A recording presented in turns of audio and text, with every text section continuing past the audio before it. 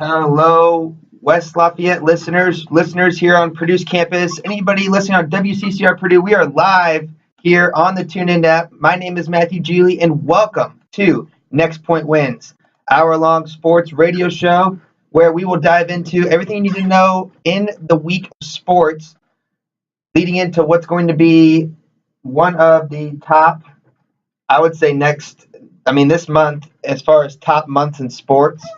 I think you can throw it up there with just about any other month in the calendar year as the best for sports watching. And to everybody listening on the podcast, welcome as well. You can find that podcast on YouTube and SoundCloud. If you miss any of our previous shows, you can go back and check them out on our YouTube page, Next Point Wins. Subscribe there for free. That's where you'll find all of our interviews that we've done. I mashed up some segments that if you just have time for a quick little spurts of segments, you want to stay informed on what we do here, go check it out and like my page on SoundCloud as well. That's where you'll find the most recent episode of Next Point Wins. So this one will be up at approximately 2 in the afternoon today, as it's currently noon here Eastern Time in West Lafayette, Indiana. To everybody listening live, thank you for joining us. Students walking to class, in class, out of class. We're almost there. Halfway through the week, almost to Friday, and almost to spring break. So last show before spring break, still not sure what we're going to do about next week. I plan on taking the show on the road and doing an episode on Wednesday at noon in Fort Wayne, Indiana, where I will be spending my spring break back home, not going anywhere too crazy. Possibly might be finding myself in Nashville or Detroit, as that looks like the two most likely destination spots for the Purdue basketball team as they get ready for the NCAA tournament. We'll have so much coverage. I got pages of stuff to go over for coverage of the NCAA tournament and what to expect, what to look for when you're filling out your brackets. I'll give you a very in-depth, seed-by-seed analysis where we stand today as far as all the projections, all the bracketologists, kind of a ballpark on just overall, no matter who they play, teams to look out for and teams to shy away from when it comes to the NCAA tournament. So I'll have my contenders and my pretenders coming up shortly here on the show. But I want to start out recapping what was a interesting week in the Big Ten tournament and what was an interesting outcome in the Big Ten tournament final as the Purdue Boilermakers lost to the Wolverines of Michigan 75-66. Let's rewind first. Let's start from the beginning, because there is a lot surrounding this tournament. First time in New York City, compressed schedule throughout the year, moving the tournament up a week. What kind of crowd would we have in New York City? What kind of games would we have? You know, the Big Ten's been down all year that we've heard. It's a top-heavy league where 1 through 4 are solid, and then it drops off, a big drop-off, 5 through 12. So it became so what – it was less about the basketball and more about the stories outside of the game. But it's funny how it always works out where we found ourselves back to the basketball, and we had some really good games in this tournament. So I thought start to finish, a lot of close finishes, some overtime games, and I thought it was entertaining from start to finish. Maybe the quality of basketball wasn't what we were used to, but I was thoroughly impressed with everything that happened. I mean, you had Michigan blowing out Nebraska, and that was a quarterfinal game, so that wasn't great. Purdue ended up blowing out Rutgers, but that game was close throughout, and I wouldn't even call it a blowout. I mean, beat them by 7, so that's not even really that much of a blowout. And I wouldn't say that was. Purdue, they struggled. Rutgers hit shots. I would say Rutgers was a better shot-making team than Penn State was. Corey Sanders is a phenomenal player. He is top tier in the league, no doubt about it. He's a scorer. He's a facilitator. He's a playmaker. He's explosive, dynamic. He is so many things. And him alone put that team on his back and brought him to the quarterfinal. It was very impressive. I mean, even first day action, you had Iowa and Illinois in what was a close game for most of it. Iowa pulled away late. Rutgers beating Minnesota. That was an 11-point game, but it was close throughout. The next day, you have Wisconsin barely sneaking by Maryland by 5. Michigan beats Iowa in overtime. So your Big Ten tournament champion had to take Iowa, the 12th seed, to overtime to beat them by 6. Penn State knocks off Northwestern. Rutgers, after being down like 28, it was a double-digit deficit in the first half. Then they go on a run to end the first half. Archie Miller doesn't call a timeout at any point during the run. And I was back home this weekend and chatting with some IU fans, some friends of mine. I guess you can call them friends. I mean, they're IU fans, so you got to take that with a grain of salt. But all year long, they've been very optimistic about this team. They've been up and down, but they like the direction. They like the coach. But they all seem to have a consensus of scratching their head, wondering, why did we not burn a timeout in the first half? Why did we let Rutgers get hot and get streaky and get the momentum and find some success without trying to break up the game and slow down the pace and take a timeout to try to get some collectiveness and some overall success? Because there was a point in time there in the first half where nothing could go right for IU. Turnovers, Rutgers getting out on the run, getting baskets in transition, Corey Sanders going off. A lot of bad things were happening after what was a very, very strong start for IU. They came out guns a-blazing, playing really well, moving the ball around, getting open looks, making shots, getting stops on defense, and then it just flipped about halfway through that first half, and they couldn't stop the momentum. And no timeouts were used in that sequence, and I know that kind of worried some. And I know Archie, after the game, was talking about how he wanted to let his team grow and figure it out on their own. I mean, at this point in the season, you should know what your team's like and what needs to happen for them to be successful. And you should know by now that a timeout there was probably the best option, hindsight 2020. But it didn't work out. Rutgers took the lead by 1.5, came out in the second half more of the same, and ended up beating them 76-69. Then you move on to Friday. Michigan State barely sneaks by Wisconsin by 3. Michigan takes care of Nebraska, like I said. Penn State knocks off Ohio State for a third time. You know how hard it is to beat a team 3 times? I'm going to talk about that here very shortly because we had a similar situation that didn't go that way.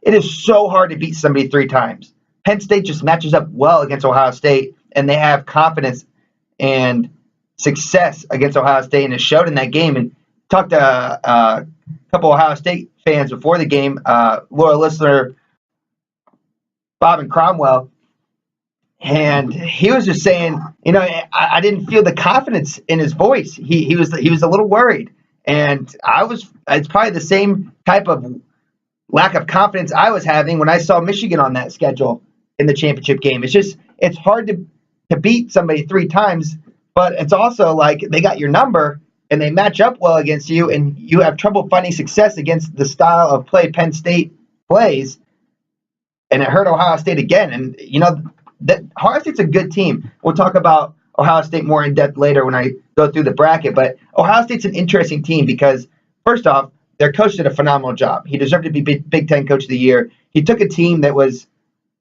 they were projected to finish, middle of the pack. I don't know how much you follow those projections, but looking at that roster, it doesn't look like a top 3 Big Ten team, let alone a possible Sweet 16, Elite 8 team. But he's got them playing really good team basketball, and it shows. But for some reason, they just could not stop Tony Carr and Penn State. Something about the length and the athleticism of that Penn State team gave Ohio State fits. And, what an exclamation point ending of that game. It was a very entertaining game to watch. You move to Saturday, Michigan takes down Michigan State, kind of ran away with it in the second half, especially late in that game. And then Purdue takes care of Penn State, and that gets us to the championship game. And as I said, Michigan wins at 75-66. you can't put too much into the stats of games because, as you'll talk to anybody, stats don't tell the whole story. But when you look at this box score, it's amazing that we only lost by 9. And not only that, but with a minute to go, fought back in the game thanks to a couple missed free throws by Michigan, who overall not a great free throw shooting team. They shot 60%, 15 of 25.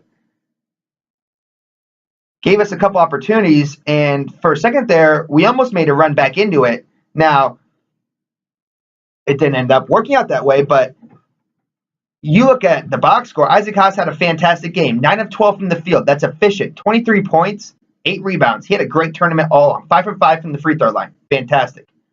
Look elsewhere. 4 points for Vince Edwards.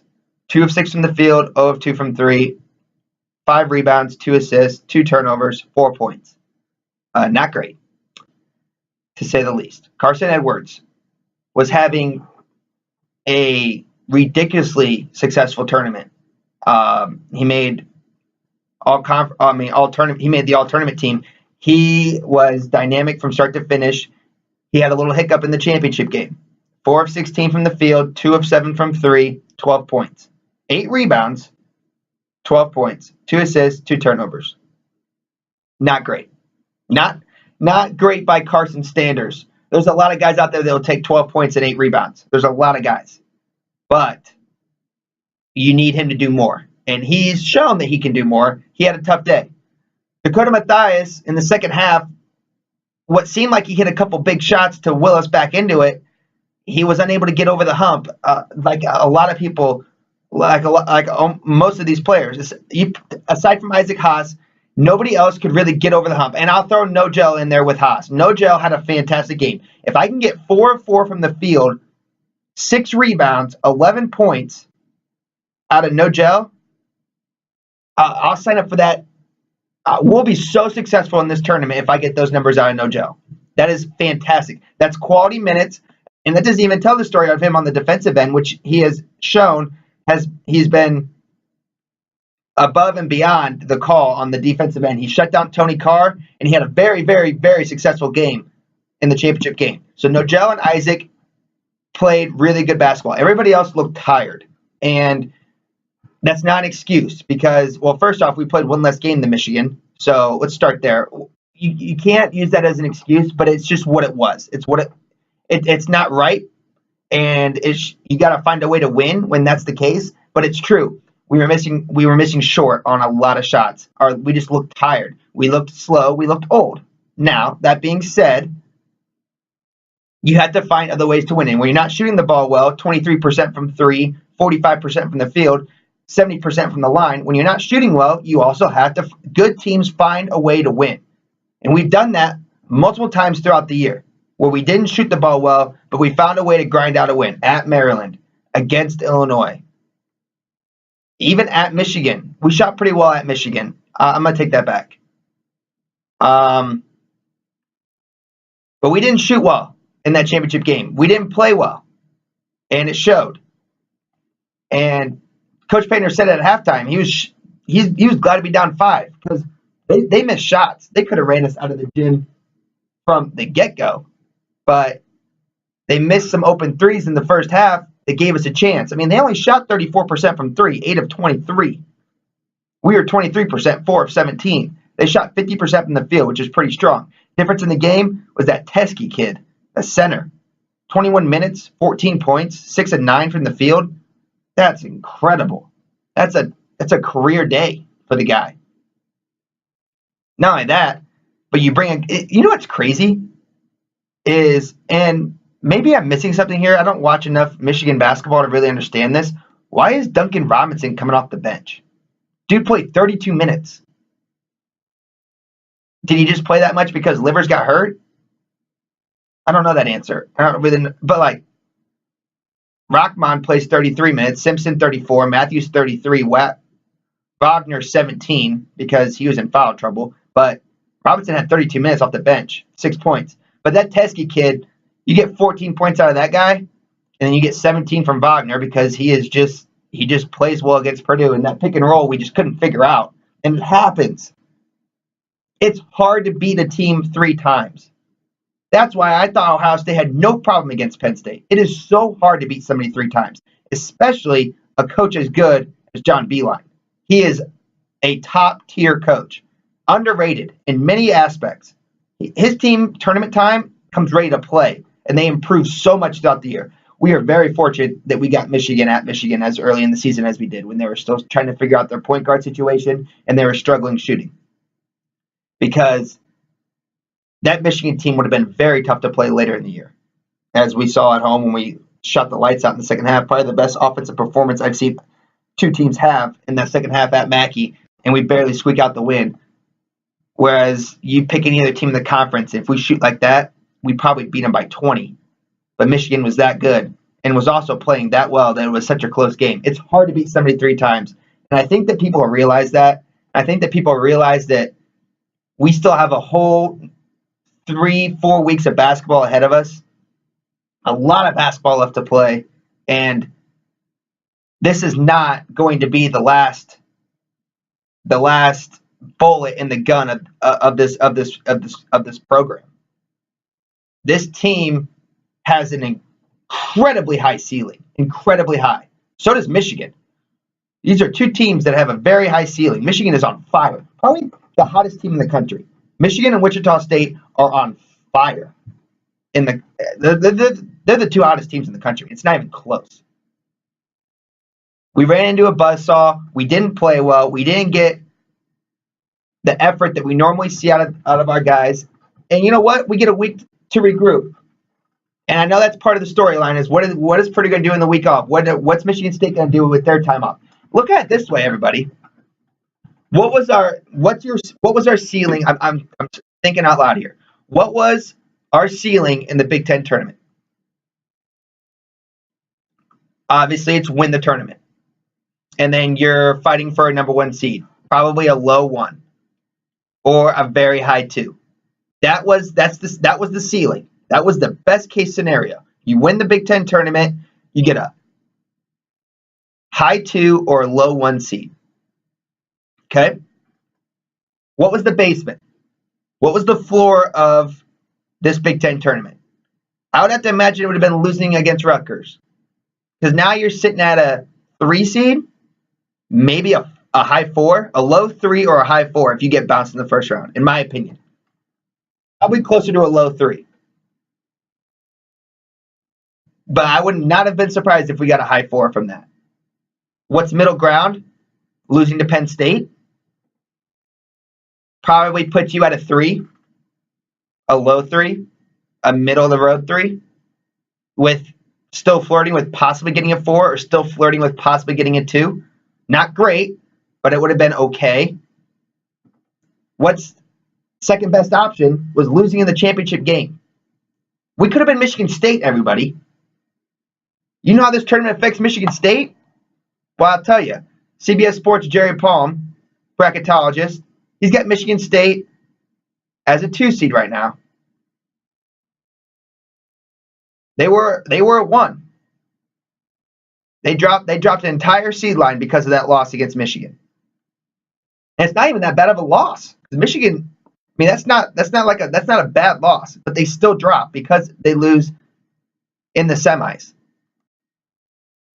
If we lost to Penn State, we're talking about easily a 1 seed drop, probably 1.5 seed drop. So that puts you to a 3 with a 4.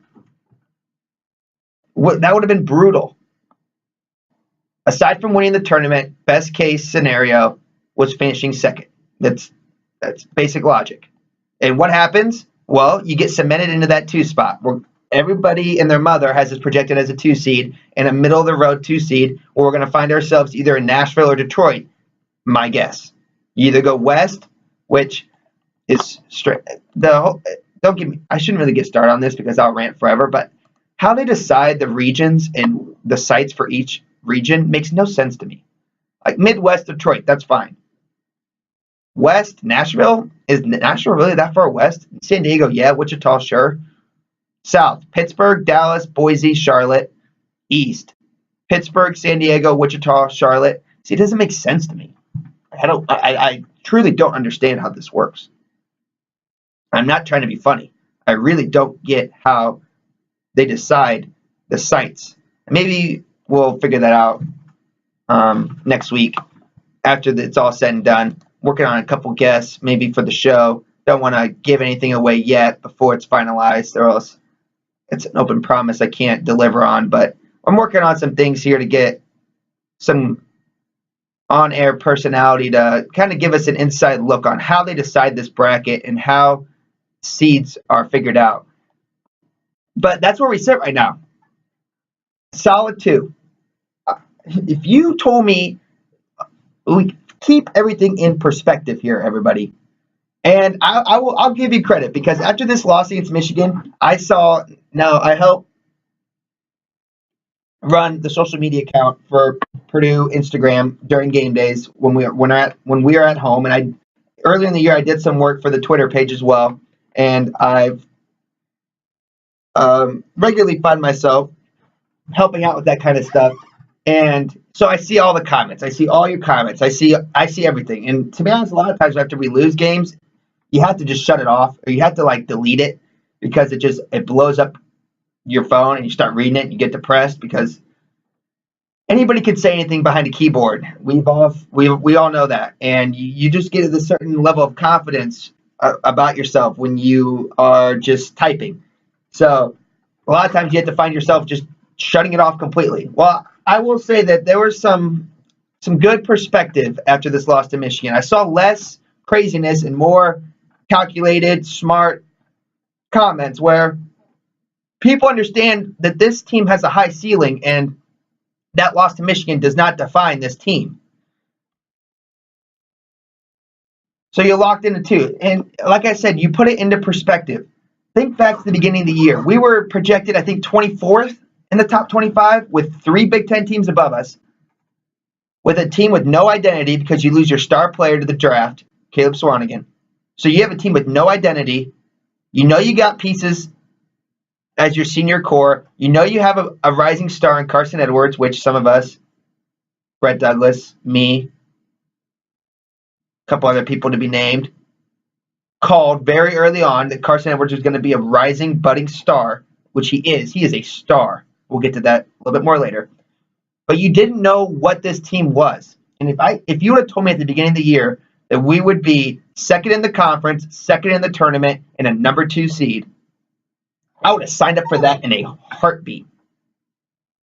This team's for real. It's gonna be a fun couple weeks coming up. I can't wait to see where we go. And like I said, a lot of it has to do with matchups. From here on out, it's who you match up against, and I get that. But just looking at seed lines and where teams stack up, everywhere you look, Purdue is listed as a contender. And there's not many schools on that list. So now we just have fun. I mean, we've been looking forward to this all year. It's sad because there's not much basketball left with these 4 seniors that have done so much for this program. So that's disappointing, but it's also exciting because now it's go time. It's survive and advance. It's on to the next one. It's one at a time. This is where years go off my life as I'm watching these games, because you live and die with every shot, because every shot matters. And that is why this tournament is so much fun. That is why it is arguably the best month of the year. And that is why people feel so passionate about this team, and you live and you die with them. And I get that, because I do too. And people, like, there's fans in the state that aren't going to experience that this year. And it's shocking how much more quiet they are on social media, blowing up your phone after games, this and that. It's amazing when your team isn't all that great, how much quieter and how much less noise you hear about certain programs in the state. And it's nice. I take it for granted, because there's going to be a year where it's not going to be this way, and they're all going to come out of the woodwork. People you had no idea even followed a program, and it's like, oh my goodness, I do not care to hear you talking smack to me about Purdue and this and that, because when you're no good, you don't watch, or when you're no good, you keep your mouth shut. And that's the way it should always be. I'm all about rivalry. I'm all about banter. I'm all about being proud of your program because I'm sure proud of mine. But all I'm saying is, Purdue fans, enjoy this time. Enjoy this next 3 weeks, 4 weeks. Hopefully, enjoy it for a while because you just can't take it for granted. You just can't. We're very lucky. I can't wait to see what happens next. Selection show coming up on Sunday. I saw what they're. I don't know if anybody else has looked into it. You know, we had the bracket being released early. I think that was 2 years ago, where they had the scandal where the bracket was out before the show even finished, and they finished releasing the bracket. They messed up, and they made this an hour long. Well, I have news for you now. It's going to be a 2-hour long show. 2 hours. Yep, 2-hour long show. And this is the part where I read. I don't know if it was a very reliable source. I think it was CBS itself put it out, so I'm believing it. But what I'm hearing is they're gonna tell you the field of, what is it now, 72? Something crazy like that, right? I think it's 72. They're gonna give you the field, and then they're gonna go through and tell you the seeds. So I'm guessing the first hour is going to be just telling you who all made the tournament, and then they're gonna go bracket region by region and tell you who's playing who and who's what seed. I could be wrong, but that's what I read, and that's gonna be a long evening. And I'm gonna watch all 2 hours, but I'm not gonna be very happy about it. That's a lot of commercials, and that's a lot of airtime. And to be honest, there's only about 6 teams that we're not quite sure if they're in or out. The rest of it's kind of already common knowledge with all these bracketologists, so I don't see the point of listing them all out before we go to the show. I'm all for it. I get it. It's ratings. It's money. That's fine. I mean, you have to make a profit. I get that. And you know that if you release the bracket in the first 15 minutes and then talk about for the next 45, people are going to shut off the program after the first 15 minutes. I get all that. It doesn't take rocket science to figure that out, but have some sympathy for the viewer. 2-hour show. It's going to be brutal, but can't wait for it. Going to watch every minute of it. And I'll probably be very upset while I'm doing it, but I will be watching. So, I mean, they win. It's the way it is. Most recent projections for Purdue and other teams, and I'm just going to kind of go through teams that I think that just different, I guess, aspects of some of these programs that when you're filling out your bracket, I hope you have my voice in the back of your head. I want to help you. I want to give you the opportunity to have a perfect bracket. I know there's a bunch of competitions out there where you can win trips and billions of dollars. And I want you to be one of those people. I want you to be the first perfect bracketeer. But in order to do that, you got to follow my instructions. Because I've watched a disgusting amount of basketball, especially recently. I have catched at least a half of every conference tournament championship game. That's right. I've watched them all. And I love every second of it. We had five tickets punched last night, going through them real quick. We had, looking, sorry, should have had this already pulled up. Oh, yeah. So, Wright State beating Cleveland State. That Cleveland State team was a weird story. They were an 8 seed.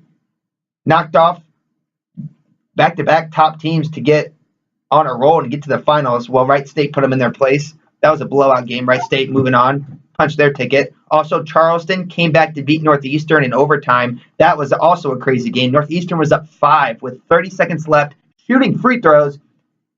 Charleston, a couple bad turnovers by Northeastern. One very questionable call that they called it traveling on Northeastern that was, in my opinion, absurd. The dude hardly moved. I have no idea how he traveled. Well, Charleston took advantage of it, ended up tying the game, overtime, beat him by 7. So Charleston, ticket punched. You had LIU Brooklyn knocking off Wagner. That was a huge upset. A lot of people had Wagner as a team projected. A lot of bracketologists had Wagner as a possible destination to play Purdue in the tournament. Well, Wagner's out now. LIU Brooklyn gets that win. That's an 18-16 team, 10-8 in their conference. That's why these conference tournaments are so fun. Everybody's got a shot. And I'm a big fan of LIU Brooklyn. That was a nice win. They look good. They shot the ball really, really well. Who else we have last night? We had Summit League action. South Dakota State beat South Dakota 97-87. So battle of the Dakotas. South Dakota State gets the win. That's a team that you're going to hear from out of my mouth in a very short while as a possible maybe pretender / contender / something else? Question mark? That's a tease. For anybody out there who's not familiar with the radio business, that's a tease. That's a Skip Bayless, Jim Rome, Mike and Mike in the morning. That's their go-to. That's a ratings booster like none other.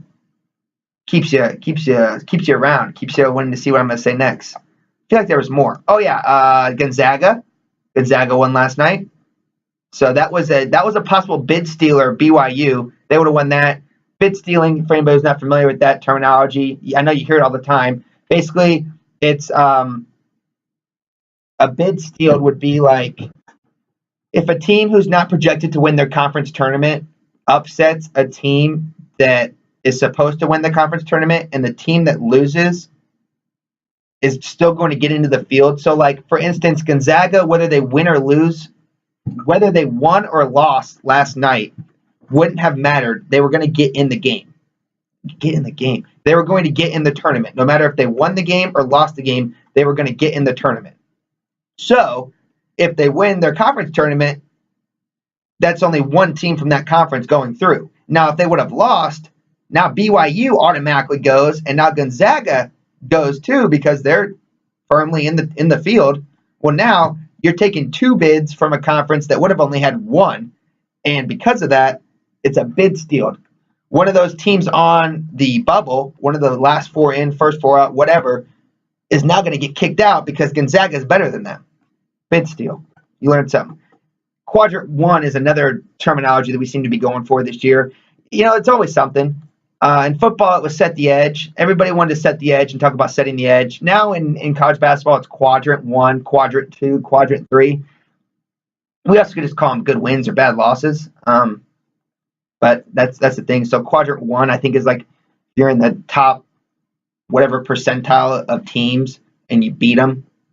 That's a really good win. As far as a quadrant four loss, so like one of the bottom teams in the percentile of the NCAA, if you lose to one of them, that's a really bad loss. So it's all about your resume. I don't really get it. RPI used to be the go-to. Now it's quadrants. It's exhausting. I don't know how people keep up with this stuff. What was I doing? Oh, yeah, conference tournaments. We have one more tonight, and it's, I believe, I have this written down. It's a good one. That's why I had to write it down because I didn't remember. Oh, Patriot League final. Colgate, not the toothpaste, but it's a good toothpaste, against Bucknell, the Fighting Bucknell Bison. I don't think that's true. I don't think they're the Bison. Maybe they are. I'm working on a segment. I'm all over the place, but this is important. I'm working on a segment, maybe next week, where we're going to do, can you name where this team is from? So like the state of the team, and also the mascot. And you got it right, Matt. Bucknell Bison. I am good when I don't even mean to be good. I shouldn't know that. I do. So Colgate versus Bucknell. That's on CBS Sports Network at 7:30. I'll be there. Hope to see you there as well. So that's one more team going to get punched their ticket in tonight.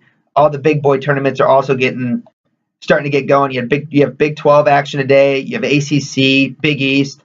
They're all starting to get going. So now that the Big Ten's over, you can just sit back, relax, and watch them. Looking forward to it. So Jerry Palm, the bracketologist from CBS Sports, he's my go-to for when I want seed list and last four in, first four out, bubble teams. I think he's phenomenal. I think he does just a really, really good job. Right now, he has us projected as a 2 seed in Nashville playing against Harvard. Take that with whatever you wish. And in that same bracket, the 3 seed is Texas Tech. The 4 seed is Wichita State. And Xavier's the number 1. So you have Xavier, Texas Tech, Purdue, and Wichita State. That's your 1 through 4. Now, I'll sign up for that. That sounds like a good time. Texas Tech doesn't scare me. Wichita State's a good team, but they don't necessarily scare me. And as far as number 1s go, Xavier's probably one of the better ones to get. if you look at his seedings 1 through 4 of the the top 16 teams he has seeded here, I made my own ranking of those seed lines, teams that I think are good, the best team in each seed, I guess. So his number ones are Villanova, Kansas, Virginia, and Xavier. I have them ranked as the number 1 overall seed. I have is Villanova. I think they're the best team in the country. I think they are a serious contender. Number 2 in the number 1 seeds, I have Virginia. Virginia is very good. Then I have Xavier. Then I have Kansas. So of Jerry Palm's number 1 seeds, that's where I ranked them: Villanova, Virginia, Xavier, Kansas. His number 2s are Purdue, Cincinnati, Michigan State, and Duke. I have them ranked as Michigan State, Duke, Purdue, Cincinnati. I think Michigan State, Duke, and Purdue are all very good. Cincinnati, not great.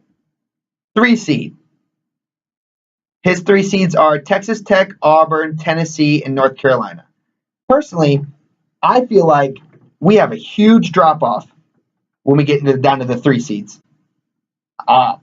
The 1 and 2s versus these 3 seeds, I think there's a ginormous drop-off. Now, ranking them, I have North Carolina as the best 3 seed, then Tennessee, then Auburn, then Texas Tech. I think North Carolina is fairly good.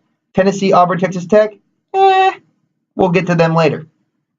Last but not least, his 4 seeds are West Virginia, Michigan, Arizona, and Wichita State.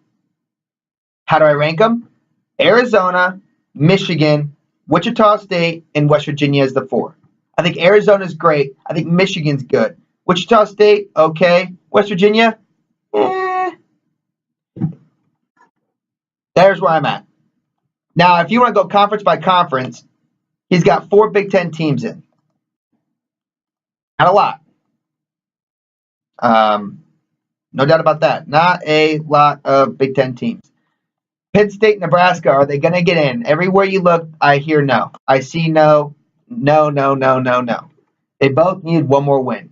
Nebraska needed to beat Michigan. Penn State needed to beat Purdue. Neither of them did it.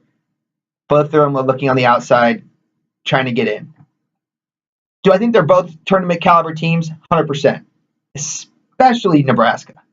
You look at Nebraska's record, that team had 13 wins in the conference. And they can't get into the field. Big Ten gets no respect. And I'm trying to hold myself back here from making a very, very strong statement before I see the actual seedings, because a lot of it truly does depend on the matchups for these teams. But Nebraska was 13-5 in their conference, in the Big Ten. 13-5. Michigan was 13-5. And Nebraska's on the outside looking in, 22-10 overall. 22 wins, and you can't get in the field? I don't get it. I don't understand. They were 2-5 against teams in the AP, and they were 2-5 against teams in the USA polls. Man, I just feel like that's a tournament caliber team, and I can't believe they're not really even getting a sniff of it. Here are my teams that are contenders. Right now, I see a total of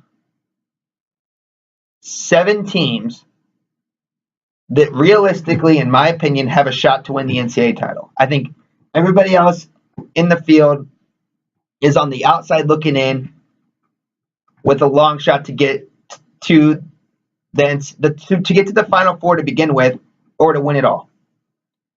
My teams that are contenders are Arizona, Duke, Michigan State, North Carolina, Purdue, Villanova, and Virginia. Now, I have 3 teams that are right on the outside of that contender area that, if they get hot and they get the right matchup, I think could make a run to the Final Four into the national championship game. Those are Michigan, Kansas, and Xavier. DeAndre Ayton is a top 3 player in this tournament. He is a top 3 pick in the draft, the center from Arizona. He is phenomenal, and he alone makes them extremely dangerous, but that's a very good team. Duke is getting better as the year goes on. They have a great mix of phenomenal freshmen like Bagley, and then strong seniors like Grayson Allen, and then you have one of the best coaches in the country, so you automatically get a boost there in Coach K. Michigan State also has a very good coach in Tom Izzo. No matter what you feel about him personally, he's a good coach. You have one of the best players in the NCAA in Miles Bridges, and you have an overall very solid team with a strong freshman in Jaron Jackson. That's why they're in. North Carolina is all around a very solid team that Luke May, he can stretch the floor for you as a center, and he can shoot well from the outside. They're a very strong team. Purdue is a strong team. I really don't need to go into them because we've talked about them plenty enough for this show, but they deserve to be included. Villanova has, in my opinion, the best player in the NCAA in Brunson. They have one of the best coaches in the NCAA in Jay Wright.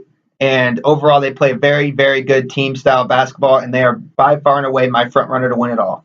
And then you have Virginia, who is the best defensive team in the country. They can also score the ball, but they're known for their defense.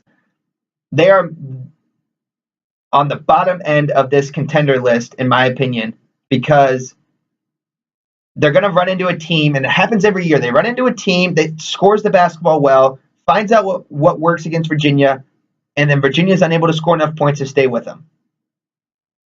So that's why I doubt Virginia, and they are on the very end of this list and very close to floating into the teams right on the outside. They're right on the border for me. Now, Michigan is right on the outside because I don't know if we saw a big enough resume from them to say that they can make a run in this tournament.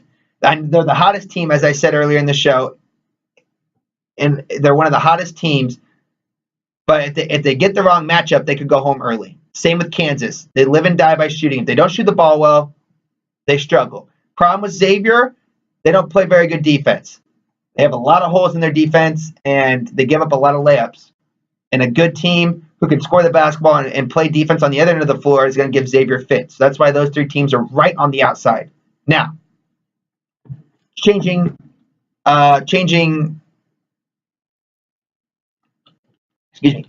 topics here.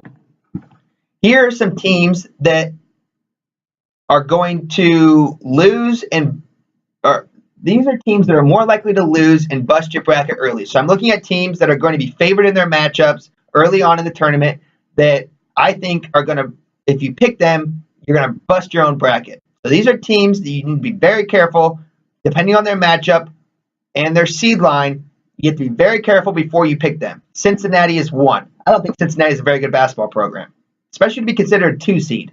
Cincinnati is going to bust your bracket if you take them too far in this tournament. I don't think they're good enough to win big games against quality opponents. I don't think they play enough quality opponents throughout the year to warrant them to be in the 2 seed line or really even on the list of contenders.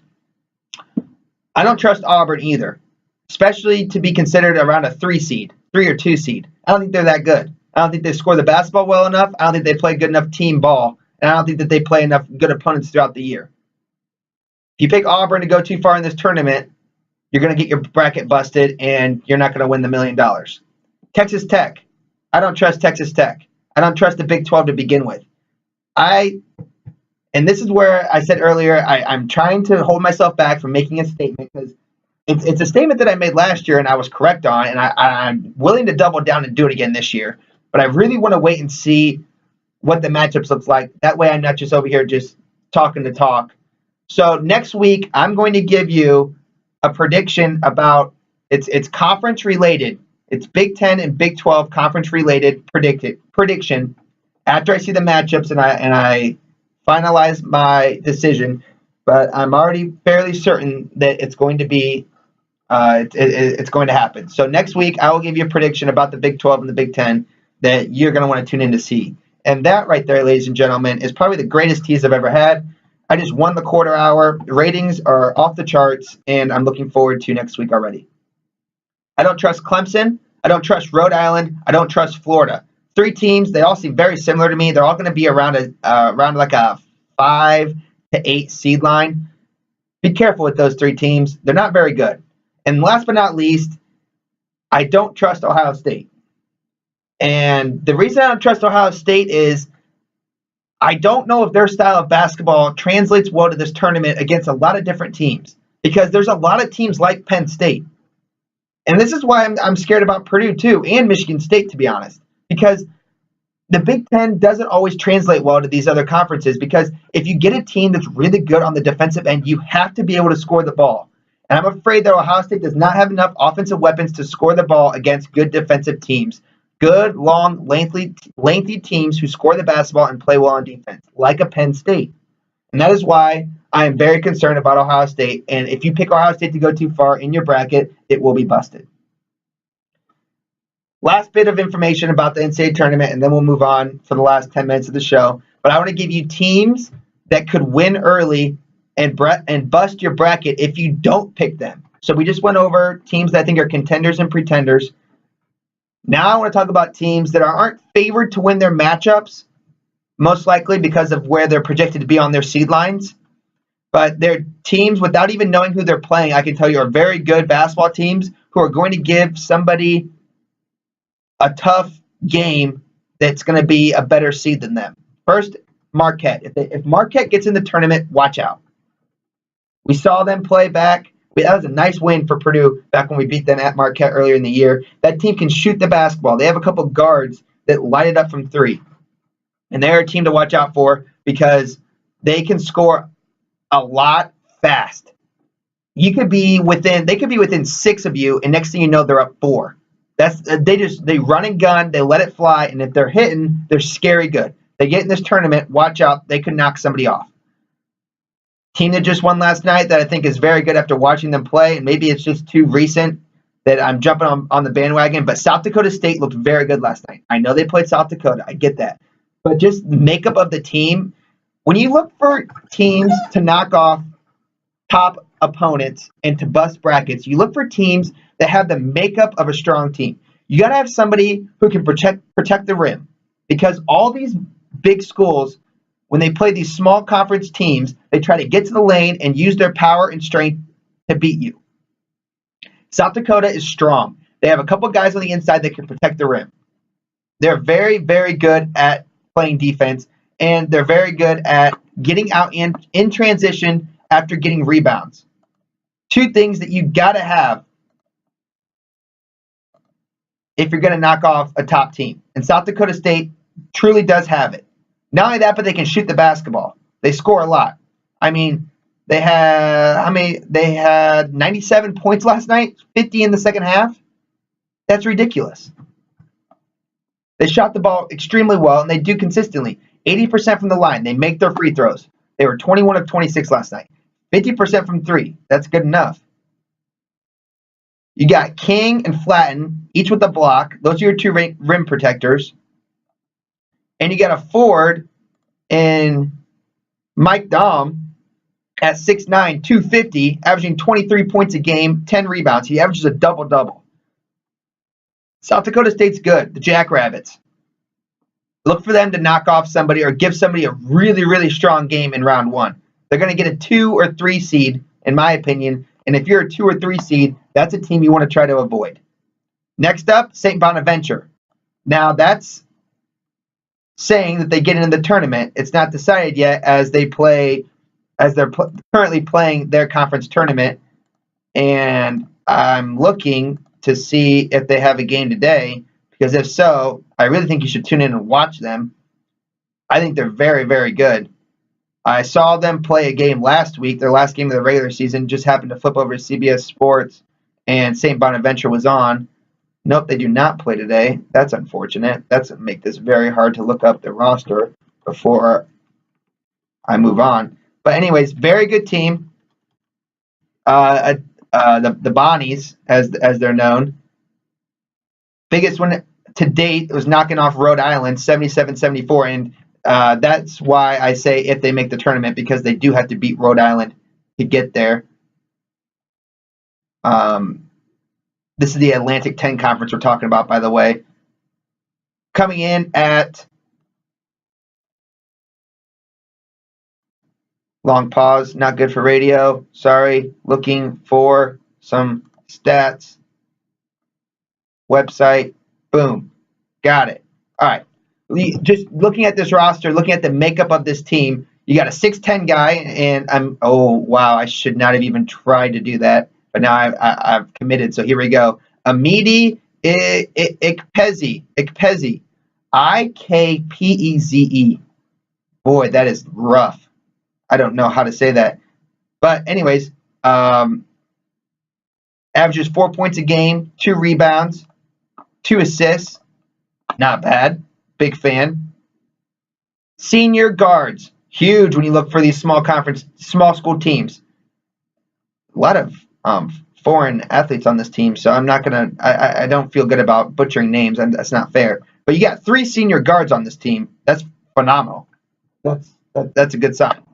So look out for St. Bonaventure, another team that could give a top team fits. And last but not least, Loyola Chicago. There's a lot of people jumping on that bandwagon. I'm jumping on it with them. They looked really good in their conference championship game and their conference tournament as a whole. They're another team that spreads the floor. They get out and run. They are great in transition, good guards, good shooting, good defense, good rebounding. All the things you're looking for when it comes to a team knocking off a top seed. So those are some teams: Marquette, South Dakota State, St. Bonaventure, Loyola Chicago. Be careful. If you don't pick them, they might bust your bracket because they might get a win in round 1. Last but not least, when it comes to NCAA tournament time, anybody who's talking about Notre Dame making this tournament, it's a joke. It's a joke that they're considered a bubble team. Penn State and Nebraska are both better teams and have better resumes than Notre Dame, but the fact that they had 2 guys hurt for most of the year somehow gives them a hall pass for a horrible conference record. I get it. When they were all healthy, they had a bunch of really quality wins in non-conference season, and they won Maui. I get that. But you can't just ignore an entire conference season because your best player, Bonzie Colston, was hurt and Matt Farrell missed some games too. It doesn't work like that. You better win your tournament or get to the championship in order for me to take you seriously, especially when you beat Pittsburgh by 3 last night. By 3? That's pathetic. Pittsburgh's horrible. That really got my goat. I'm not gonna lie to you guys. That really got me. I don't know if it's ESPN trying to push something here or trying to keep the ratings, but there's just too much talk about Notre Dame on this bubble right now. I think they're irrelevant.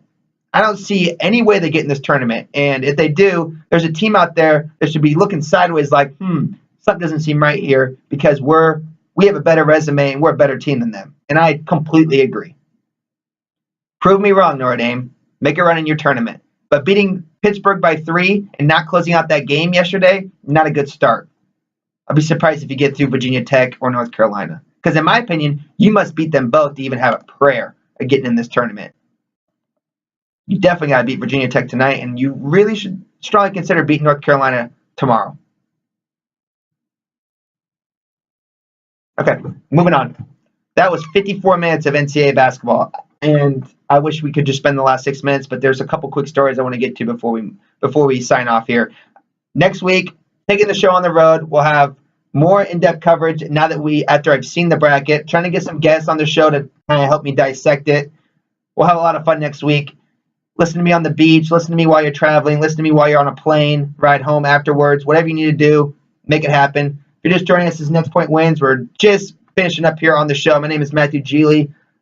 Contact the show at nextptwins@gmail.com, on Twitter, Matt_Geely. If you missed any part of the show or you want to go back later when you're filling out your bracket and listen to my words of wisdom on some of these teams, you can find that on YouTube, Next Point Wins, subscribe, or on SoundCloud, Next Point Wins as well. All right, real quick, my least favorite subject on the planet at the moment is tanking because I think it's dumb. But the Chicago Bulls are talking to the league about their lineup and sitting players that are healthy in what looks like a tank job, which I don't blame you. If you're a bad team in the NBA, there's no reason why you shouldn't tank. There's nothing that should stop you. Change the lottery, change the way the draft works, whatever you got to do. If you want to stop tanking, fine. But if everybody's all in on it, if your fan base is all in, your team's all in, tank away. It's all about getting that draft pick. You don't get anything for being middle of the road in the NBA. Mediocrity is the last place you want to be in professional sports, and that's no different with the Bulls in the NBA. So tank away. Le'Veon Bell got tagged again by the Pittsburgh Steelers. This is becoming a very awkward situation. There's threats that he might even think about retiring. He just can't seem to find common ground, and he's a running back in the NFL. I mean, it's tough to put money in these guys and get that second contract because if they're not durable enough. It's tough to guarantee that he'll be able to stay on the field and stay healthy And with all of his shady past and missing games and missing training camp and all that, I don't blame the Steelers, and I don't blame Le'Veon Bell for wanting to get more money because he's getting hit a lot. And when you get hit like he does, you want money. He's just not getting it. Redskins decline tag on Kirk Cousins so that he becomes a free agent starting May. No, it's coming up. I think it's in March 14th, I think. Signing like the front runner to sign him are the Minnesota Vikings.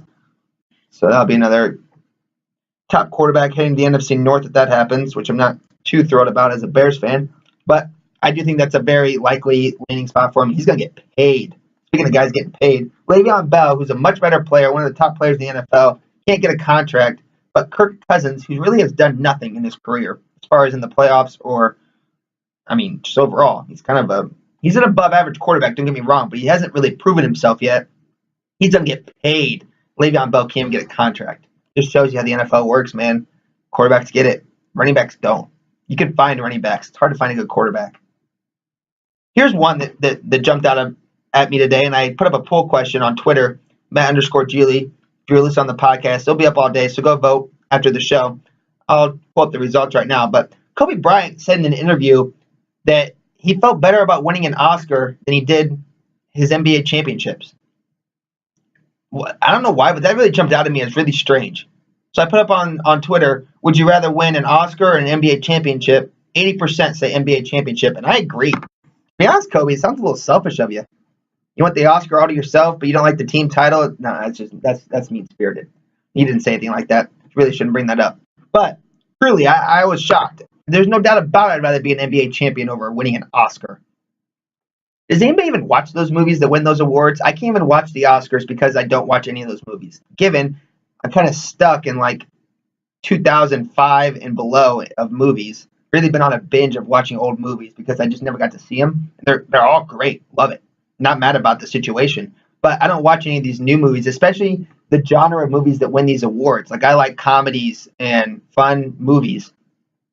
These are all very serious and emotional, and I'm sure they're good, but never seen them. And so I don't watch the Oscars. Give me the NBA title. It's not even close. Just a quick survey. Anybody out there watch the Combine? Yeah, me neither. All right, moving on. I don't know. The NFL Combine's dumb. It's just so stupid. Every once in a while, I watched a little bit of the 40-yard dash and a little bit of the quarterbacks throwing, but it's hard to really get all in on it because does it mean anything? No, not really. I'm going to close up with the story here.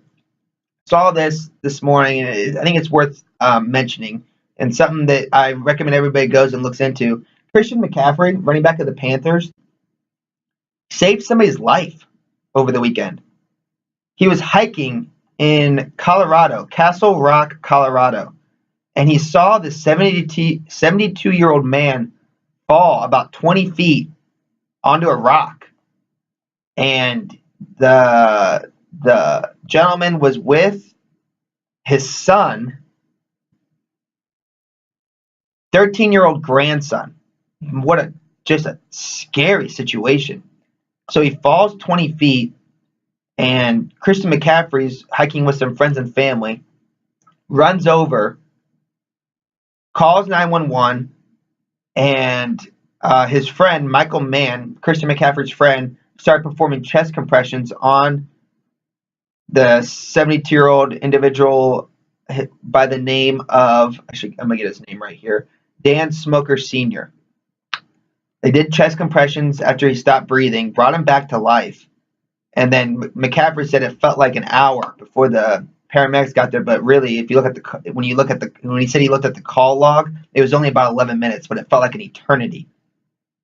He said when the paramedics got there, it was amazing the job they did to get him stable enough to airlift him to a hospital. And McCaffrey said it was, he quotes, truly a blessing that we turned the corner on the hike at the exact moment and we could be there for him. I don't know what would have happened. We were lucky to be at the right place at the right time.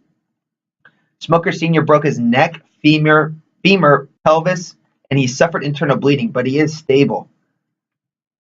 Just a great job by Christian McCaffrey and his friends and family for coming to the rescue there. And McCaffrey went and visited him in the hospital the next day, said he's doing much better, and he said that his grandson was an absolute trooper.